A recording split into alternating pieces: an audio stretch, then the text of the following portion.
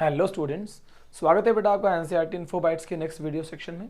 Class 12th biology में gene के terms कई जगहों पर हैं। मैं चाह रहा था कि आपको नीट के पॉइंट ऑफ व्यू से जीन कॉन्सेप्ट को पहली बार क्लियर कर दिया जाए। सबसे पहले जीन को ध्यान से समझिए। ये समझिए कि जीन यूनिट ऑफ जेनेटिक्स है। तो जब आप यूनिट ऑफ जेनेटिक्स की बात करते हैं तो हम ये भी समझते हैं कि जीन पार्ट ऑफ डीएनए की तरह है। तो एक कॉन्सेप्ट ये भी आपके दिमाग में जानी चाहिए कि जीन पार्ट ऑफ डीएनए है विच फॉर्म थ्री थिंग्स। अलग अलग कॉन्सेप्ट्स में अलग अलग बातें आई। विच फॉर्म एन एंजाइम, एक पहली सबसे पुरानी कॉन्सेप्ट है one gene one enzyme hypothesis. तो उसके हिसाब से जीन उस पार्ट ऑफ डीएनए को कहते हैं जो एक एंजाइम बनाता हो। दूसरा पॉलीपेप्टाइड, जो एक पॉलीपेप्टाइड का पार्ट बनाता हो। और तीसरा एनएमआरएनए, जो एक एमआरएनए बनाता हो। इन तीनों को ही हमने जीन का नाम दिया। बाद में आप एक टर्म समझते हैं कि जो जीन है उसके साथ साथ एक टर्म हम लेकर आए सिस्ट्रॉन। बेटा ये भी वर्ड याद करिए, एक वर्ड है सिस्ट्रॉन। सिस्ट्रॉन हम उन जीन्स को कहते हैं, ऐसे जीन जिनके बारे में कहा जाता है कि जो प्रोटीन बनाते हों, यानी प्रोटीन फॉर्मिंग जीन्स को हम सिस्ट्रॉन कहते हैं। क्या कहते हैं? Protein forming genes. जो ये प्रोटीन फॉर्मिंग जीन्स हैं जिन्हें हम सिस्ट्रॉन कहा करते हैं, ये तो यहां पर आकर लग गए। जबकि ऐसे जीन जो आरआरएनए को, टीआरएनए को या बाकी चीजों को भी बनाते हैं, उन्हें हम जीन कहते हैं। यानी इस तरीके से समझिए कि सारे के सारे सिस्ट्रॉन तो जीन हैं, लेकिन सारे जीन सिस्ट्रॉन नहीं हैं। यानी आप इसे इस तरीके से मानकर चलिए कि there is a big concept, इसे जीन कहते हैं। इसके अंदर एक छोटा पार्ट है, this is called as cistron. ठीक है, इसे इस तरीके से सोच कर रखिएगा। फिर हम थोड़ा आगे चलते हैं आपको नेचर ऑफ जीन थोड़ा डिटेल में समझाने के लिए। तो सबसे पहले जब हम नेचर ऑफ जीन पर जाते हैं बेटा, तो हम जीन के दो नेचर की बात करते हैं। एक ऐसे जीन्स की बात करते हैं जो हमेशा ऑन रहने वाले, ऐसे जीन्स जो हमेशा फंक्शनल है। तो यहां पर अगर मैं बोलूंगा कि कॉन्स्टिट्यूटिव जीन कहलाते हैं, ये क्या कहलाते हैं? Constitutive gene. और ये कहलाते हैं लग्जरी जीन। यानी दोनों तरह के जीन्स के नामों पर बड़े अच्छे से ध्यान दीजिए बेटा।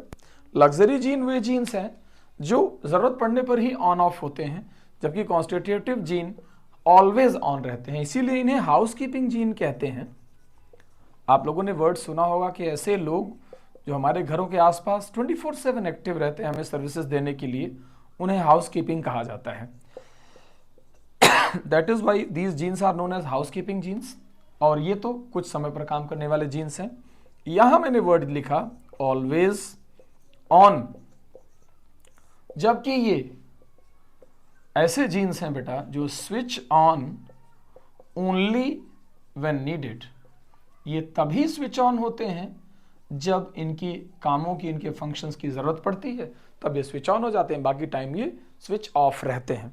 अगर ओपेरॉन के कॉन्सेप्ट में ही बात करें तो हम ये कहते हैं कॉन्स्टिट्यूटिव जीन जो होता है वो रेगुलेटर, यानी कि आई जीन ऑफ ओपेरॉन को कहते हैं। आई जीन ऑफ ओपेरॉन एक तरीके का कॉन्स्टिट्यूटिव जीन है। जैसे एटीपी बनाने वाले जीन, हमारी बॉडी में एटीपी की रिक्वायरमेंट हमेशा रहती है, तो एटीपी बनाने वाले जीन कॉन्स्टिट्यूटिव जीन होंगे। जबकि दूसरी तरफ जो लग्जरी जीन होते हैं, अगर हम इनकी बात करें तो इनके अंदर एग्जांपल लिया जा सकता है structural gene, structural gene of operons. ठीक है बेटा, एक ये कॉन्सेप्ट आपके दिमाग में रहनी है। आइए दूसरी कॉन्सेप्ट पर चलते हैं डॉक्टर्स। अगली बात है कि जीन दो तरह के होते हैं। एक को कहते हैं स्प्लिट, दूसरे को कहते हैं नॉन स्प्लिट। ऐसे जीन जो स्प्लिट जीन कहलाते हैं, इनकी खास बात यह है कि ऐसे जीन्स में इंट्रॉन और एक्सॉन दोनों प्रेजेंट होते हैं, यानी with both intron and exons, ऐसे जीन जिनमें इंट्रॉन और एक्सॉन्स दोनों हों उन्हें स्प्लिट जीन कहते हैं। एग्जाम्पल के तौर पर आपको यूकैरियोट लेना पड़ेगा। यूकैरियोट्स में और एक्सेप्शनली हम बात करते हैं आर्के बैक्टीरिया की। आर्के बैक्टीरिया में आपको जीन कैसे मिलेंगे डॉक्टर्स?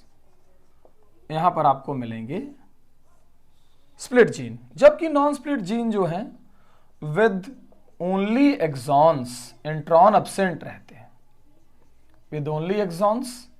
तो ये एग्जांपल के तौर पे प्रोकैरियोट के जीन है, नॉर्मल बैक्टीरिया के जीन है। फॉर दिस रीजन कि आर्के बैक्टीरिया में इंट्रॉन्स पाए जाते हैं। आप जब मॉलिक्यूलर बेसिस ऑफ इनहेरिटेंस के चैप्टर को थोड़ा आगे पढ़ते हैं तो वहां लिखा है एक जगह पर कि introns are reminiscent of antiquity. Introns are reminiscent, बची हुई चीजें हैं, रेमिनिसेंट ऑफ एंटीक्विटी, पुरानेपन का लक्षण है। जबकि इसी के साथ एक सेंटेंस है, आप लोग याद करके बता सकते हैं क्या सेंटेंस लिखा है? इसके साथ एक सेंटेंस लिखा है कि जो इंट्रॉन्स होते हैं वो रेमिनिसेंट ऑफ एंटीक्विटी तो हैं ही, वो कहीं ना कहीं जब स्प्लाइसिंग की बात होती है तो वो आरएनए वर्ल्ड को या डोमिनेंस ऑफ आरएनए वर्ल्ड को रिप्रेजेंट करता है। ये जीन के साथ हमारी दूसरी कॉन्सेप्ट है डॉक्टर। एक कॉन्सेप्ट हुई कॉन्स्टिट्यूटिव लग्जरी की, दूसरी स्प्लिट नॉन स्प्लिट जीन की। आइए जरा आगे चलते हैं। जब हम जीन के दूसरे पार्ट पर चलते हैं तो हम ये कहते हैं कि भले ही आप इस तरीके के जीन में जाएं, लेकिन बिना इसके आप कहीं ना कहीं कंफ्यूज रहेंगे कि जो जीन होते हैं, या मैं आपको बताऊं स्ट्रक्चरल जीन की बात कर दें, स्ट्रक्चरल जीन्स, तो कहा जाता है कि स्ट्रक्चरल जीन्स दो तरह के होते हैं। एक को कहते हैं मोनोसिस्ट्रॉनिक और एक को कहते हैं पॉलीसिस्ट्रॉनिक। याद कीजिए मैंने आपको सिस्ट्रॉन वर्ड समझा दिया था, प्रोटीन बनाने वाला। तो मोनोसिस्ट्रॉनिक है और दूसरी तरफ ये क्या है बेटा? ये पॉलीसिस्ट्रॉनिक है।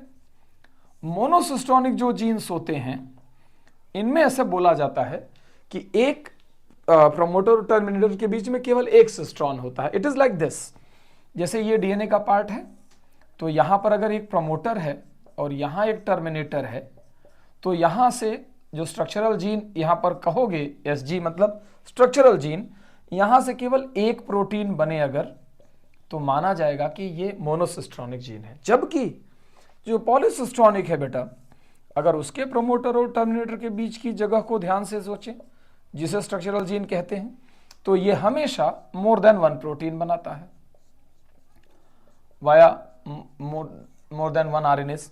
सो पॉइंट इज कि एक प्रोटीन अगर बनाएगा प्रमोटर और टर्मिनेटर के बीच में तो मोनोसिस्ट्रॉनिक, एक से ज्यादा बनाएगा तो पॉलीसिस्ट्रॉनिक। अब जरा याद करके बताइए कि ये केस कहां मिलता है? मोनोसिस्ट्रॉनिक का केस कॉमन है यूकैरियोट्स में, जबकि पॉलीसिस्ट्रॉनिक का केस कॉमन कहां है? प्रोकैरियोट में। तो ये दोनों चीजें भी आप जीन के साथ एडिशनली याद रखिएगा। तो जीन के एक बिहेवियर कॉन्स्टिट्यूटिव नॉन कॉन्स्टिट्यूटिव से परिचित रहिए।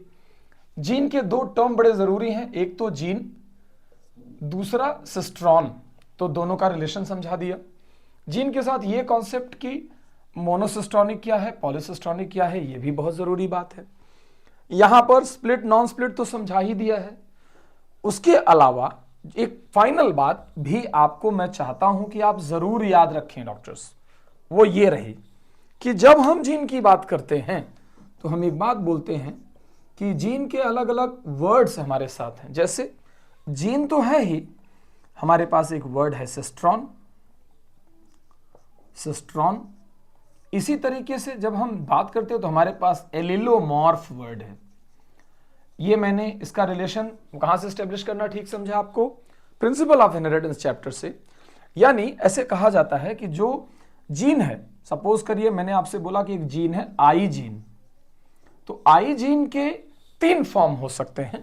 ब्लड ग्रुपिंग का जीन है, एवरीवन रिमेंबर, तो एक फॉर्म है आई ए, दूसरा फॉर्म है आई बी, तीसरा फॉर्म है आई ओ, इसे स्मॉल आई भी कहते हैं। अब एक इंडिविजुअल में कोई 2 फॉर्म भले रहते हैं, लेकिन पॉपुलेशन में तो कई सारे हो सकते हैं, तो इसलिए इन्हें कहते हैं एलिलोमॉर्फ्स। ध्यान रहे कि किसी एक इंडिविजुअल के लिए एलील ही जीन है। तो मैंने एक वर्ड आपके लिए बड़ा स्पेशल लिखा, for an individual, for an individual allele is equivalent to gene. जबकि नॉर्मली एलील को अल्टरनेटिव फॉर्म ऑफ जीन कहते हैं। तो जीन से रिलेटेड ये तीनों चारों कॉन्सेप्ट आप याद रखिएगा। इनके साथ ही आपको जीन टर्म एग्जैक्टली क्लियर होगा। जब आप जीन के बारे में जानते रहेंगे तो आप इसे कई जगहों पर अप्लाई कर सकेंगे। टेक केयर बेटा।